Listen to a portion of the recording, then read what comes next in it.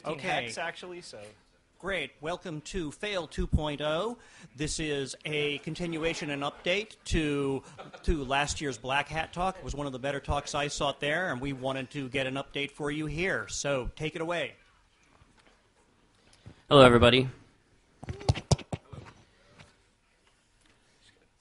We're obsessed with animations, by the way.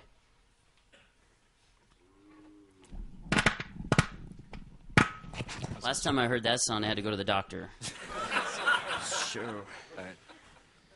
So yeah, this is, and hopefully you can hear this. This is Fail 2.0. Yeah, like was mentioned, we talked about social networks a little bit at Black Hat and DEF CON, and there was a lot of crap to cover there, and a lot of things that we're still kind of continuing to. A lot more lawyers too, apparently. To think about. So we just, and also a chance to actually know for sure we could get tickets to Shmoocon, because, there was some question about that for a while on the website. Actually, I seriously submitted this the day that the site went down, and nobody was sure if they had tickets or not. I'm like, okay, fuck it, we'll just, we'll submit. So, I'm Nathan Hamill. I'm a senior consultant at IDEA, and I'm sure my boss is going to love seeing this title, but I'm an associate professor at UAT. Founded the Hexagon Security Group, and I'm very easy to find on many popular social networks. Yeah. And I'm Sean Moyer. I work for a company called Fishnet Security. I've done a couple other Black Hat talks and things like that. Most actively on the Twitter social network, along with Nathan. I think both of us are pretty obsessed with that, but you can find us on various other places. I hate MySpace with a passion. So no animals, bloggers, journalists, or camhorse were harmed during these demonstrations. While actual SocialNet sites and users were involved, all payloads were benign and only resulted in wounded pride and possibly high blood pressure. We are not experts and should not be trusted in any way. Always ask your doctor before changing prescriptions or viewing live journal session captures. No specific social network is intended as the sole object of ridicule, and the problems here are universal. There is much failed to be found and much as of yet unfound. For reals, yo. And that's how fast we're going to do every single slide through the rest of the presentation. So yeah, kind of what this is about, our obsession with social networks, and I think that we're finding more and more, everybody's got some toehold in some social net or another. We spent a lot of time just kind of actually sitting in my backyard and getting drunk and looking at different things on social networks. Some sort of social experiments on kind of proving out what is possible on social nets. Most of these things, when we initially released a lot of these, we spent a lot of time kind of thinking about whether these were 0-day or not. And there's a couple like that as well now that we're talking about. And basically, kind of our thought was, if you documented it in your API, we wouldn't consider it a vulnerability per se. So you can still be exploited with it, but if it's actually defined in tutorials and you wrote it and put it there on purpose. You put video demonstrations and how to use it, then probably. Yeah. So yeah, the things that they put there on purpose. There's one more bullet. But yeah, all of these are still also very interesting ways to attack via social networks. And I think one of the reasons we wanted to come back and talk about this again is that really in the last 6 or 8 months we've seen a lot of activity in this front. And so I think we're going to continue to see this be a pretty common attack platform.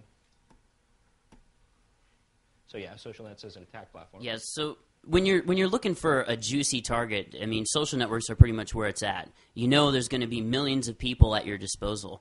So it seems to be a collecting point for users. So if you're either attacking those users or you're taking advantage of those users and sending requests elsewhere, it's a great place to start. And they have their business model basically off of user-generated content. It's a bunch of stuff that they don't create themselves. So you're putting all this creative power in the hands of users, and we all know how that happens. Yeah, and so kind of a lot of these things are sort of vulnerability mashups. You look at both the very open kind of platform that you have, and also this collection of users with various degrees of cluefulness, and you kind of bring all these together, and there's a lot of sort of return on investment for attackers. So that's really what's kind of interesting about social networks, is they're really meant to get as many people as possible in one place, all using that platform, and so you've got a lot of value if you can attack via that platform.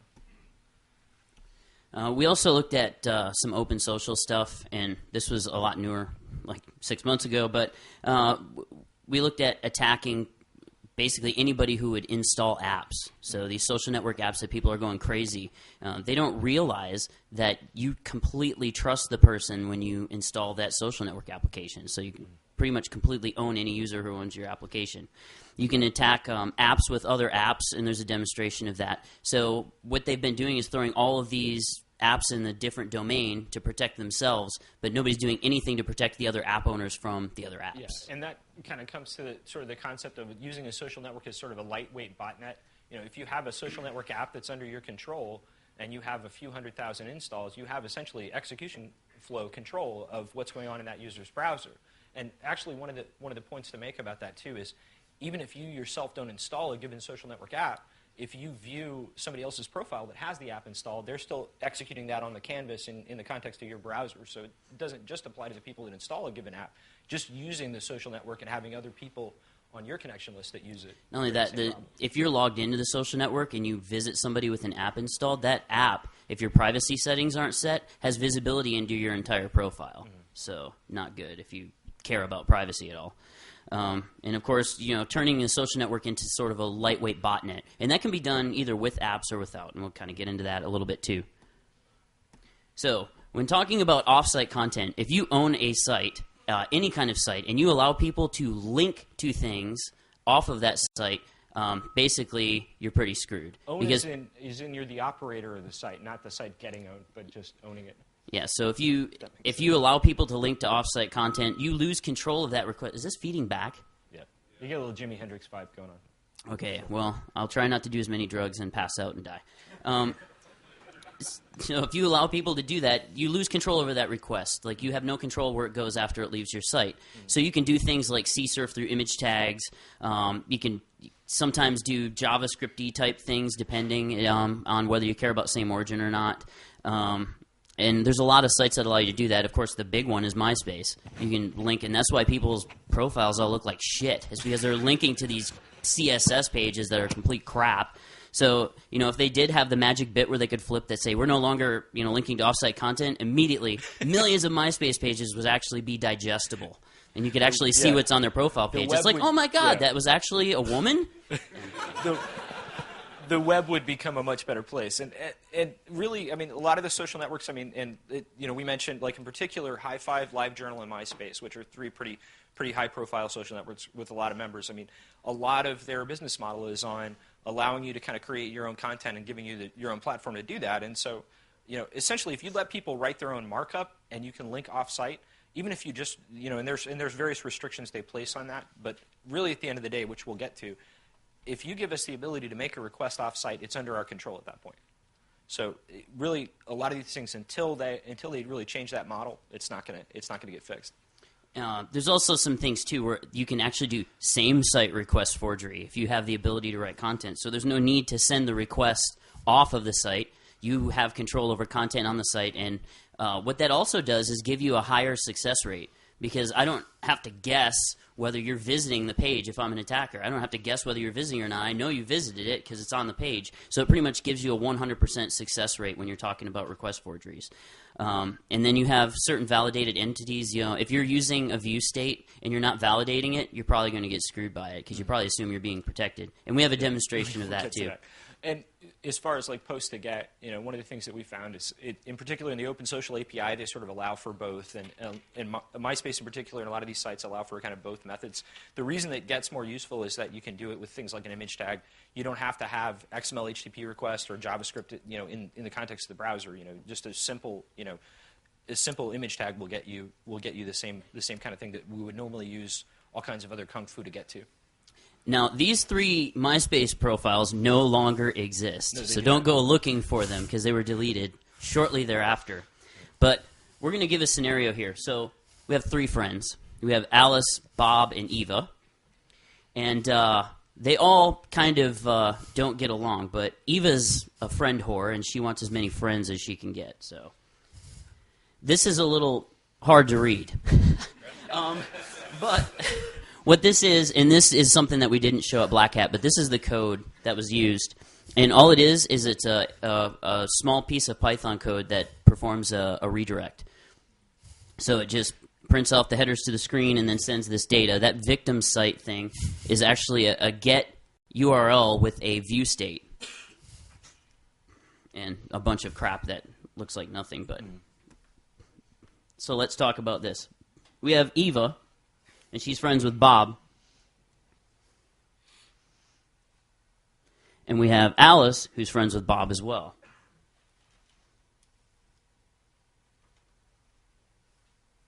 Now, of course, Bob is friends with both Alice and Eva. This is painfully slow. So now Eva wants Alice to be on her friends list. But Alice doesn't like Eva, so of course he wouldn't friend her intentionally.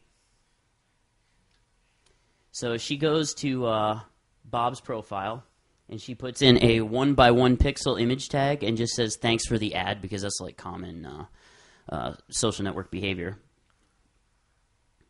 The kids today say this on the internets. They say the thanks for the ad. So she's just going to post a comment, and of course the ultra secure CAPTCHA that protects you from everything, right?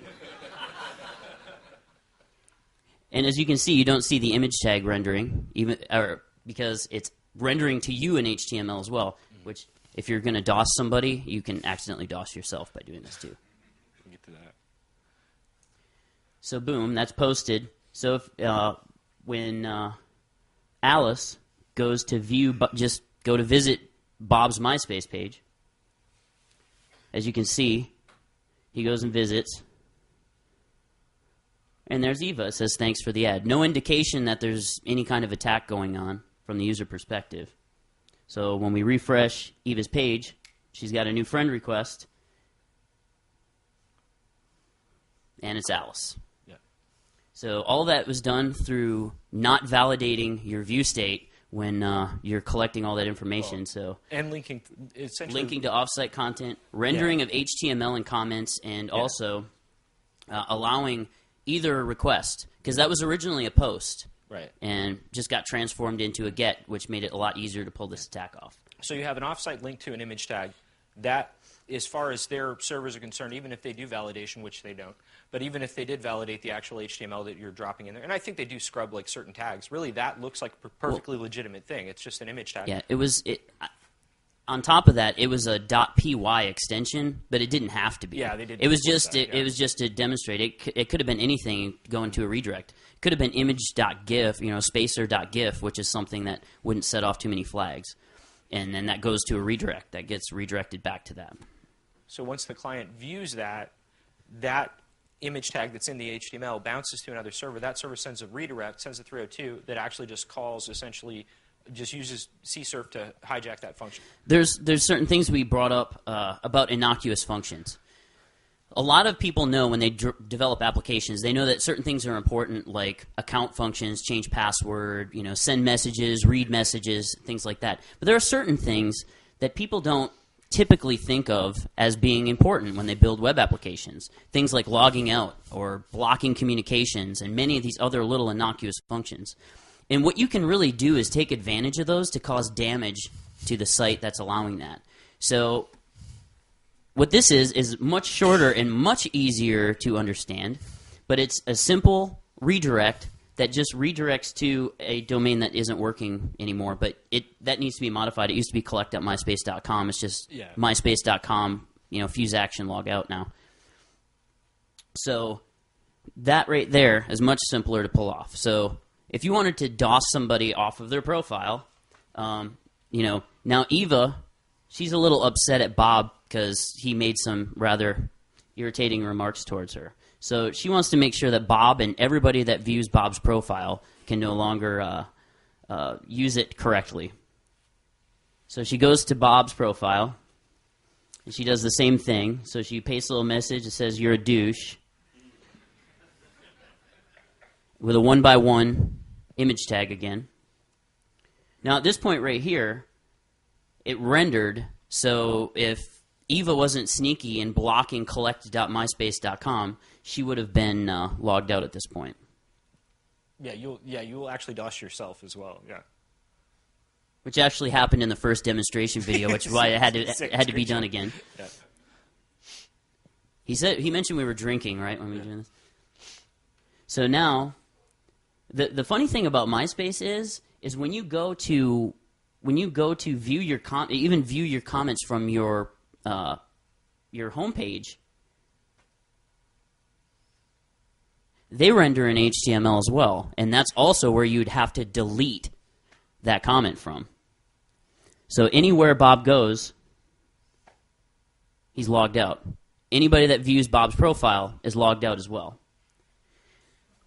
And this can get way worse. If you think about the context of doing this, what if you dropped that on somebody's page and then blocked all communication with everybody that visited that profile page, and then sent off a message to everybody's friends, hey, I created a new profile, something was wrong with my profile. You wouldn't be able to communicate with the person, so unless you knew him in real life, which may or may not, you'd never know that wasn't them. So they could create a whole new set of friends and everything else. You could take over somebody's page. This is K-lining 2.0. Yeah. So, and along that line, did anybody see Jason Scott's talk? I guess it was last year that he mentioned there was apparently some kind of goatsy battle related to textfiles.com. I have one thumbs up. So basically, like, there's these douchebags that make these, make your custom CSS on MySpace, pages. And this guy linked to a graphic that was on text files. And so Jason has, like, thousands and thousands of hits going to this graphic. And, he emails the guy and says, hey, would you, or posts on their forum, hey, would you, not link directly to this, like copy it and put it onto another site or whatever. And the guy says, haha, it's the internet, you can't make me. And so what Jason did was just send a 302 for that image, which is on 70,000 people's MySpace profiles, to go to Goatsy. And so really, actually, like, social network as botnet, or as GoatsyNet in this case, we'll have to give credit to Jason Scott for that. But anytime you have an image or anything else that's in your control, if there's offsite content that's linked to, at the end of the day, you have a free GET request. You can do whatever you want with it. So basically, no JavaScript, no problem. You don't need JavaScript to pull off a lot of these attacks. There's a couple of ways to do it right there. Using an image tag, using meta tags, using an iframe. You can, if you have control to be able to add those tags, then you're good to go. So let's talk about this for a second. Cross-site request forgery doesn't have to be on a internet-facing site for the most part. I was talking with Martin one night. I don't even know if he's in here. Over IM, and I'm like, wow, I just found out I could take control of all these AT&T DSL modems who are made by Motorola and Netopia. And we were kind of laughing about it. I'm like, one request. And it's like, I could set remote admin to any password I want to. And he's like, are you going to report it? I'm like, no, I think I'm just going to put it in my blog and see if anybody notices. A few people noticed, a lot more than I thought would. Because this is a dumb vulnerability. This shouldn't even happen. It's not like you had to be elite and reverse engineer crap. It's just transforming a request from a post to a GET and then sending it back in an image and enabling permanent remote access. And there was some people asking me, like, well, in the grand scheme of things, like, how is that really bad? I mean, how is it bad? You have control over the routing device. You can do anything you want. You're totally owned. So, and if you think about the context of this, if you're like on a branch location from some major corporation and you're VPNing into the corporate network, you may have one of these DSL modems sitting on your network, and that's bad. Yeah. So there's more information. The blog link is right there, and we'll have the slides posted so you can get it out of there if you really want a couple of laughs, if you want to get some lulls at their expense. And so the same kind of deal. I mean, if you have comments on a social net, or you have a web page you get a lot of people to go to, you do it via Fish or whatever, that a third of the United States that has broadband has this device. So you've got pretty good odds of hitting somebody with that. So it's a comment, leaving a comment on somebody's MySpace page can like totally own their DSL modem.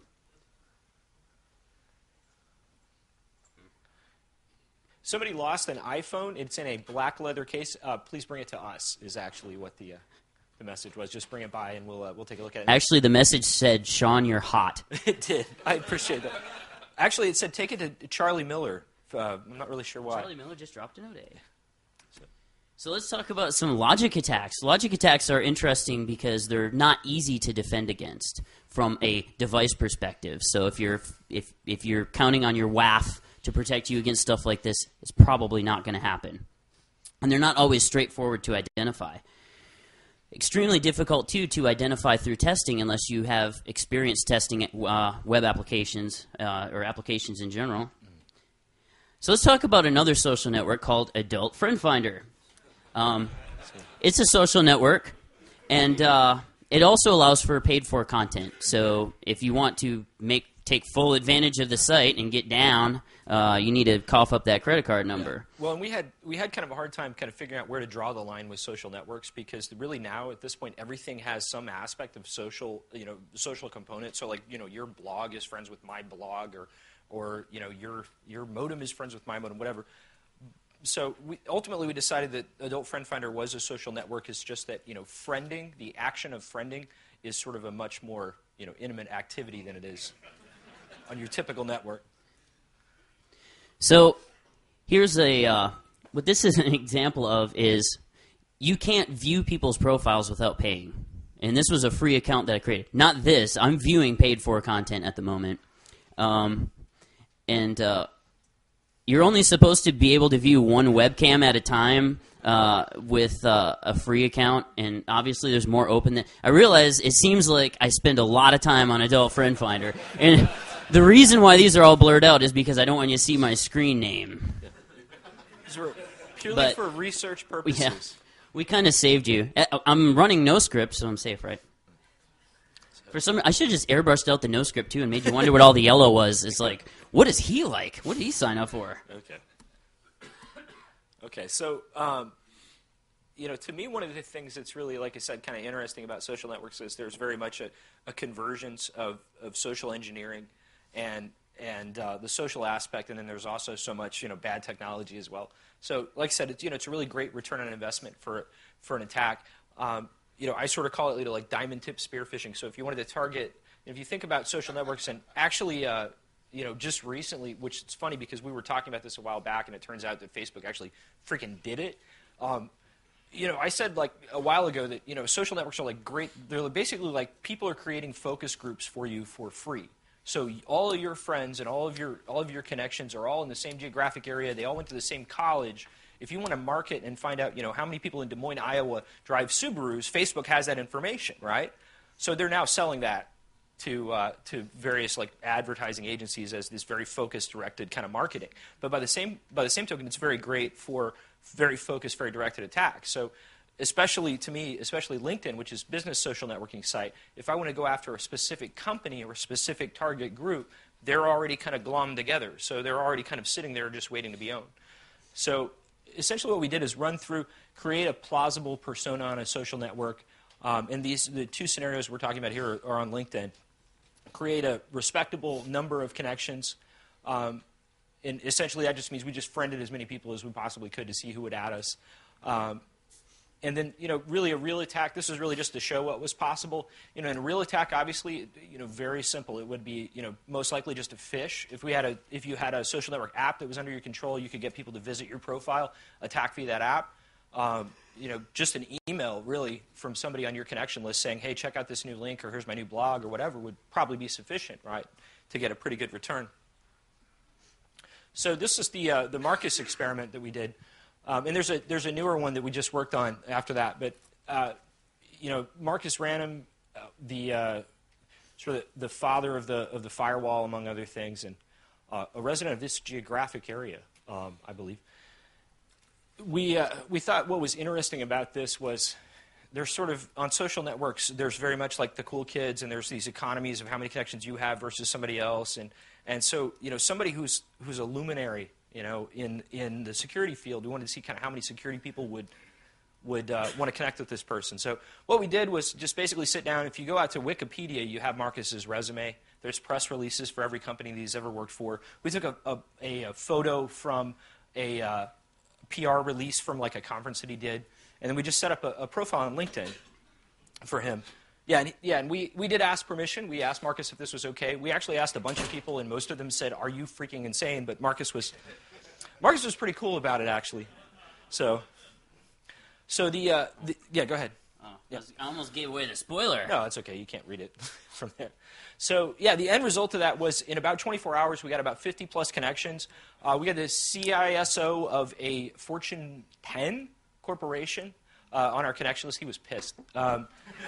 There's a number of other like CEOs, CIOs, CTOs, and things like that. I really kind of, a editor-in-chief of a major security trade publication. And all these people thought they were talking to Marcus. And what was really cool about it is, Marcus would add them, and they'd be like, "Oh, Marcus, it's great to hear from you again. Here's my phone number. Give me a call. I want to tell you about this new product that I'm working on. Hey, can you send me an email?" But my personal favorite was this the graphic down at the bottom. I got this request. Like once we started to kind of get Marcus kind of public, we started getting people adding us, and I mailed Marcus back. I said, I don't know who this is. It says that she went to college at the same college that you did. So is it like an old girlfriend or something? And he goes, "No, it's my sister." So yeah, that was kind of unfortunate. I went through another scenario last week, kind of targeted at the Shmoocon audience here. Amber Norton, this was a profile I set up. She's a recruiter for the senior director of the federal practice for tech systems in Boston. I have no fucking idea if tech systems has an office in Boston or not. I just went for like all the douchiest IT firms that I'd ever dealt with, like made her resume from that. So he hopes he doesn't need to use them sometime to get a job. Apparently, apparently not. Yeah. So So she's a director of the federal practice, and if you read her profile, and I know you probably can't see it, it says that she's a director of the federal practice looking for TS and SCI cleared candidates, and she's recruiting for people in the defense industry, and she has lots of hot positions for top candidates to fill, which is like the classic douchebag recruiter on LinkedIn that you get connection requests from all the time. To make her a little more plausible working in the federal space, like down below here, like about around what would have been like her high school, post-high school, pre-college kind of years. I made her a SATCOM operator for some battalion, and I'm a civilian. I don't know any of this shit. So I found somebody else's resume in, the 123rd Battalion SATCOM Division, And that's why she had a TSSCI, Actually, pop back real quick.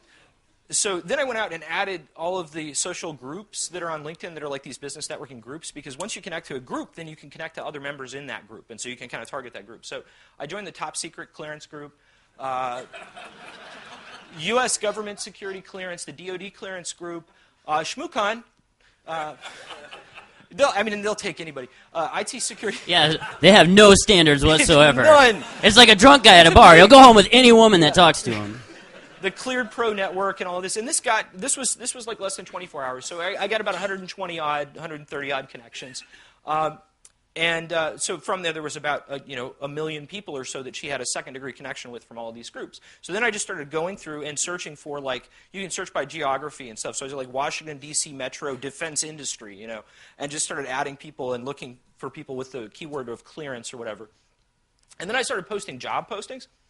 So. Seeking penetration. I would click that, and actually, from what I'm told, I'm actually below market here is kind of why I didn't get as much response. It said only $100K a year for TSSCI pen testers, and so I guess that's kind of But I actually did get some responses from that.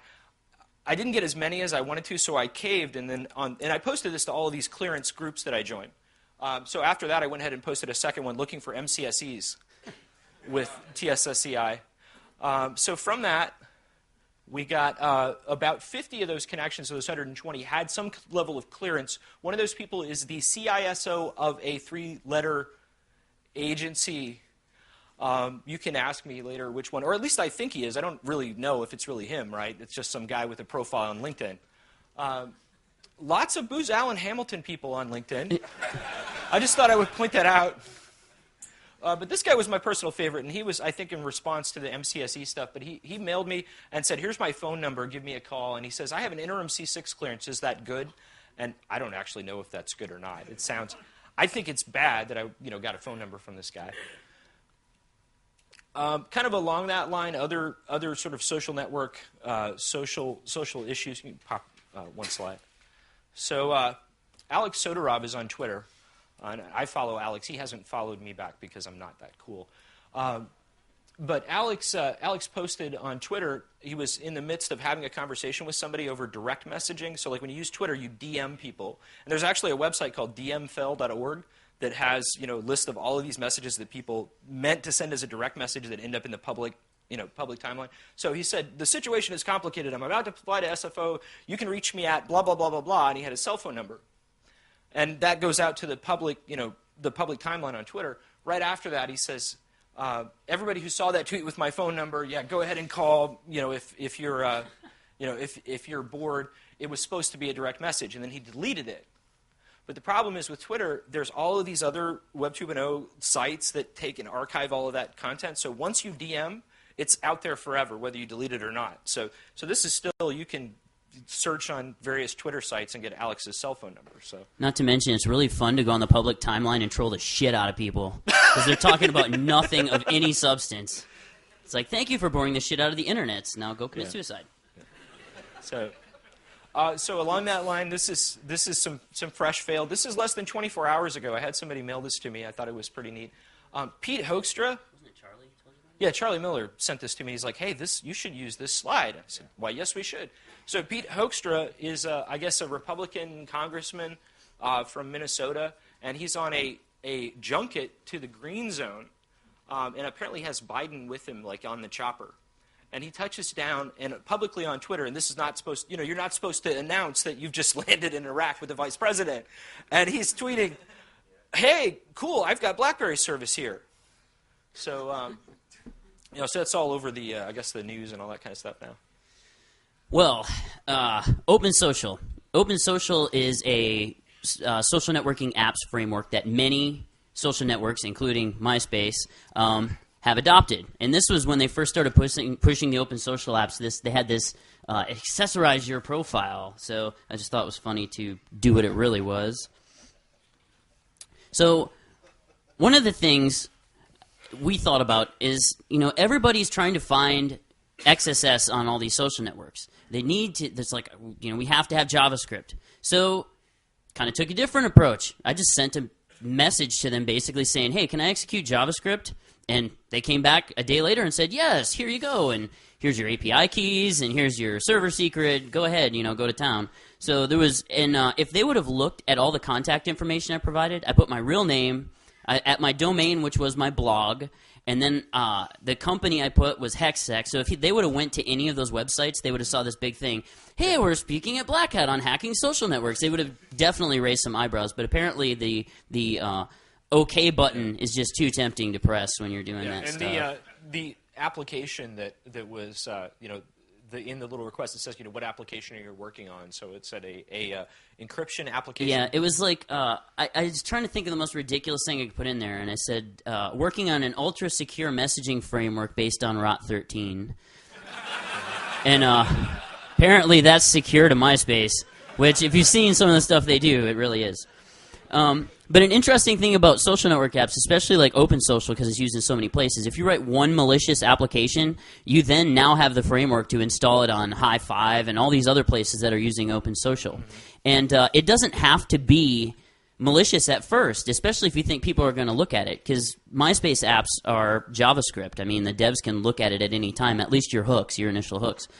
So you could get like a large number of installs and then one day basically make it malicious. Flip the switch. And not too long ago, Facebook had released this thing called Verified by Facebook, where you submit your application, you pay them amount of money, and then you can display this badge, Verified by Facebook. And I'm like, that's the dumbest thing I've ever heard. You're going to get people owned even worse because they're going to look at it at one point in time, and now you're providing assurances to people that the app is safe. And the dev can change it at any time. And it's even worse on on Facebook because most of it just gives you the interface, and all the stuff is sitting in PHP on somebody else's server that's not sanitizing input and checking to make sure you're not doing SQL injection and all that stuff. So is everybody, have some idea kind of what Open Social is or somewhat familiar with it? I mean, basically, like, Facebook kind of came out front of all the other social networks because of their application platform. So that brought a lot of users to their site. And so all of the other social nets kind of got together and went, oh, shit, we need to come up with a framework. So they came up with this common framework. It's a Google working group. It's actually Google stuff. It's used in Orkut. Yeah. Another thing about social networks is they put all these apps in a different domain. So what they're worried about is, app devs calling document.cookie and getting session data, which would be bad to them. So they basically stick all these apps in their own domain, which is really interesting when you want to attack somebody else's application and call their built-ins from your code. So since it's JavaScript, depending on how your app renders on the canvas, you can call other apps built-ins. Like I was messing with this app called Kiss Me app, and I was injecting my face into the thing. So it's like, you have been kissed by, and for some reason I couldn't get the image to go properly, so it's cutting off half my face, so I looked like a weirdo. I think we pulled that out actually, but so that's it. Yeah. So the EULA tells people, we didn't write these apps, you're on your own, but you're publishing them, and it looks like it's coming from you. So, Joe average user doesn't read EULAs anyway, and especially ones that are that long. And, they think that this stuff's safe because it's being published. They don't understand. Not only do you friend the person, but you give them access to all of your information. So if you're putting something on a social network, there's nothing private about that. You should assume that even though you put privacy settings in place, that they're going to be screwed. So anything you put on a social network is public information. So same origin, you may not care. If you're an attacker, you may not care about same origin. It may not be in your, you may not even worry about it. If you're going to deploy malware to people, if you're going to, get people to take actions, you may not care about getting their session data or even their password for that matter. Why do I care about document cookie if I can just use a botnet dropper and sniff your password off of your browser in the first place, right? And you can create any get or any post you want to. So you can basically tell them, hey, send data to whitehouse.gov or, so it just depends on your goal. So here's an example of just the same origin stuff. There was an app I was developing called Pants Status, and the only reason is so that it could have a down message, say Pants Status currently down. It's really dumb, but it's the only legitimate application that wasn't malicious that was built. So it's the only one that still exists, actually. And it just set a simple cookie, and that is actually an application that no longer exists on the MySpace network called CSurfer. I wonder what that does. And so that's basically CSurfer reading the cookie that was set from Pants Status. We also came across this thing called relay.proxy, and it's named different things, I guess, in different implementations of OpenSocial. So what it does is it makes a request on behalf of the client.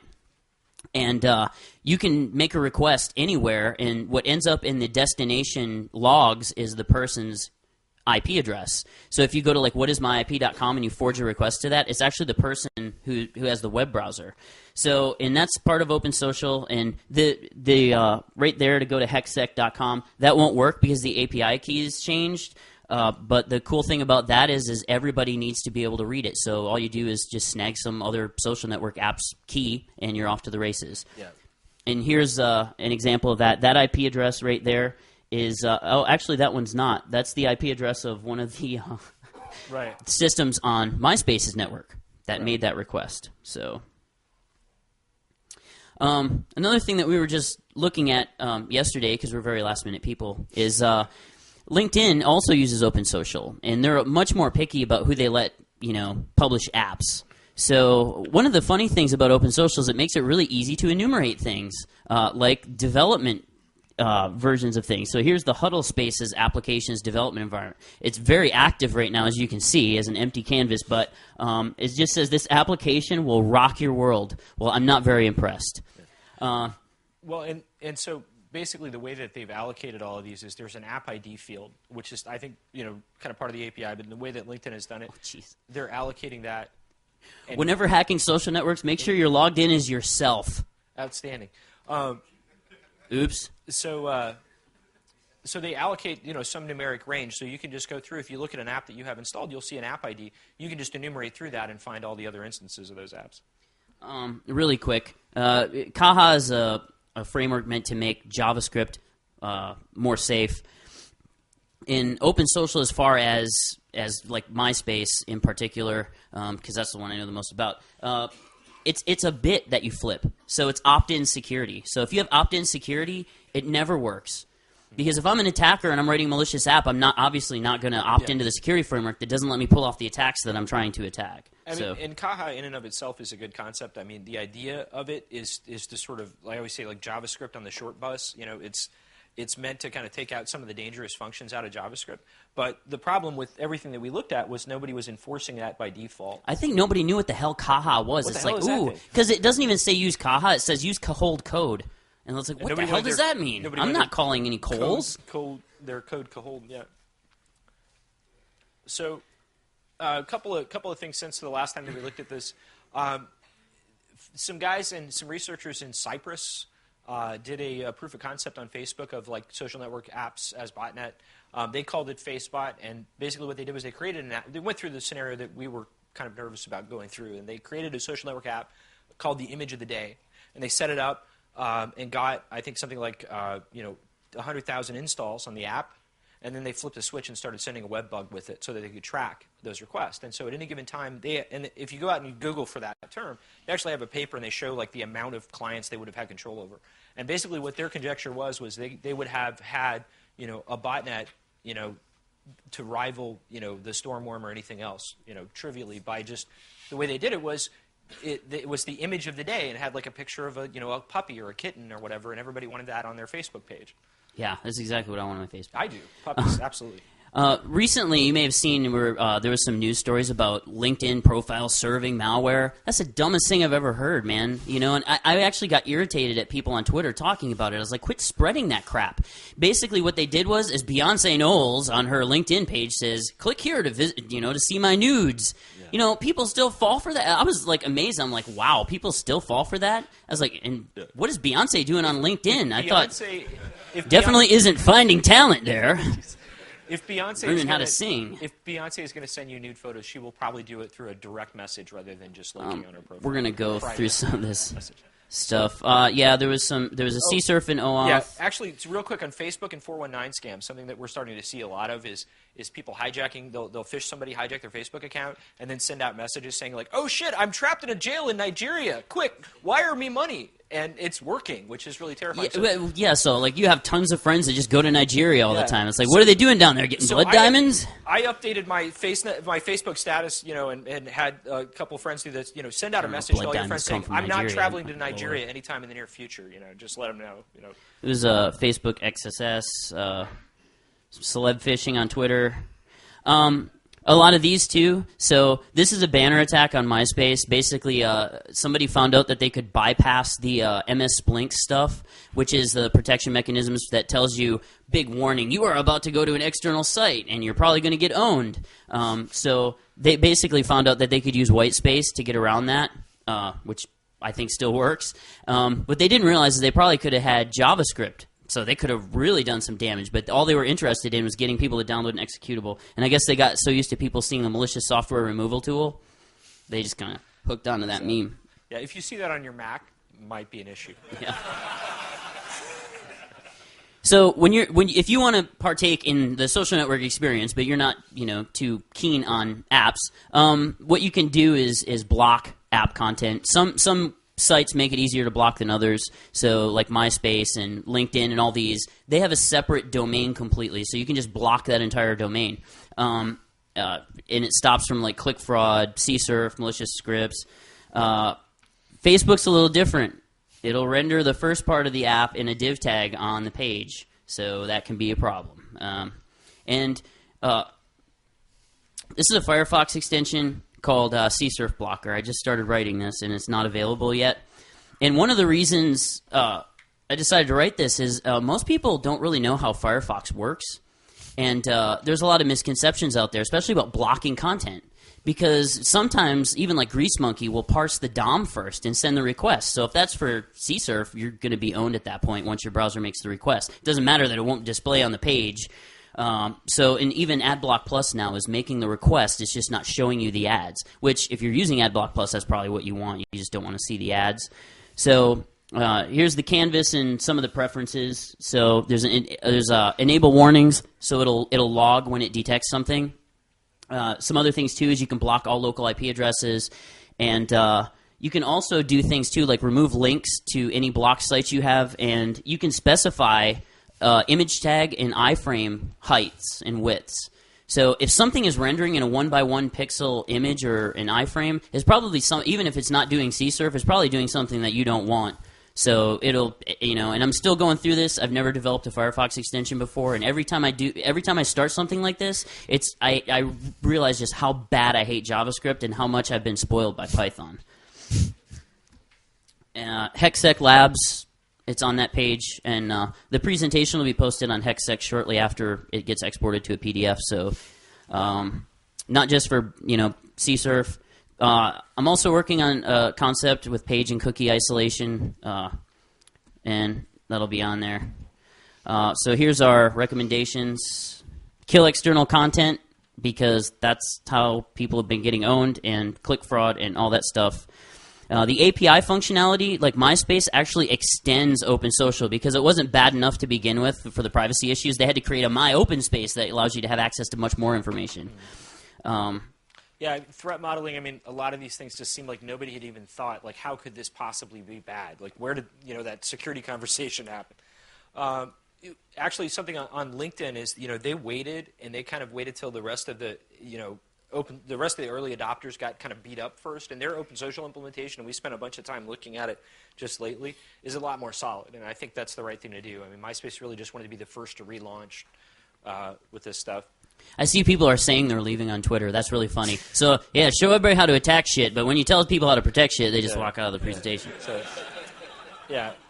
Developers, a lot of this, especially on the social networks where they let you write your own applications, I mean, this can continue to be a problem because you make it far too easy for people to write really bad code. Something on the impersonation stuff is, on eBay, if you look at eBay profiles and things like that, there's something that identifies somebody as having just created the account, and then you look at their feedback rating and you see, okay, they've only been here for like a week, right? So I'm going to be like less trustful of this person. But on a social network like LinkedIn or any others, really, there's nothing to identify. That person just showed up yesterday, built up 500 friends, and then started phishing. So to me, like, you should have some kind of like member since, blah bit on all of those profiles. It would be a really easy way to identify. However, from an ultimate, protection from that doesn't work because you could just set profiles up months ahead of time. Yeah, but it's helpful for that short term. It would raise the bar at least a little bit. Also on the corporate social network stuff, it specific to LinkedIn, to me you should have. I shouldn't just be able to say what company I work for, or that I have a clearance, or that I have this or that. There should be some kind of validation of that's taking place, especially for like the business social networking. Okay, I didn't see any questions, just comments on Twitter. So if anybody has any questions, feel free to either ask them now, ask them later, Twitter them, whatever you want. I'm actually really hurt that this was actually a zero schmooball talk. I expected at least, He's never spoken at Shmoocon before. It's not fun to get launched at. Like when your exploit doesn't work and you're on stage, everybody's waiting to see that Windows box owned. That sucks. So Shmoocon 1 happened to us. I verified it like as I'm standing there. I'm like, good, it works. And then the VMware system crashed. I'm like, screw it. That's why we do videos, because the videos don't fail. Yeah, we get to fail a bunch of times beforehand. So, any questions, comments, ridicule, bomb threats? Is that a bomb threat back there? Shoot. Who would you suggest would be the authorizing body for something like LinkedIn to validate all of that? So here's what's happening. The bigger corporates are actually paying for that. So like if you're IBM, you pay to have a footprint on LinkedIn, and they actually have like something resembling validation there. I think companies that are big enough would pay for that, but I don't know. I don't know what their process is going to be. I think that's what's going to happen first, is that some people are going to have to get massively owned through it, and then they'll figure some method to do something about it. So. And we'll be walking around too, so if you have any other questions, and hexsec.com if you want the presentation and stuff.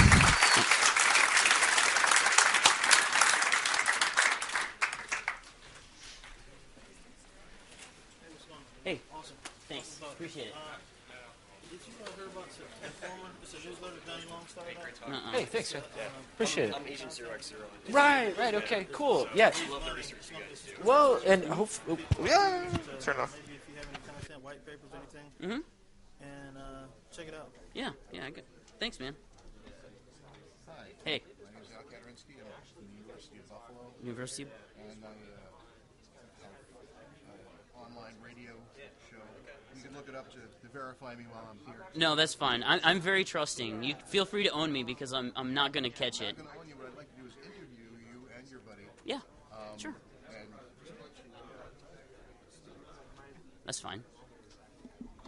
I'm not giving out any personal information. Like I said, is it recording still? They're going to cut that off anyway.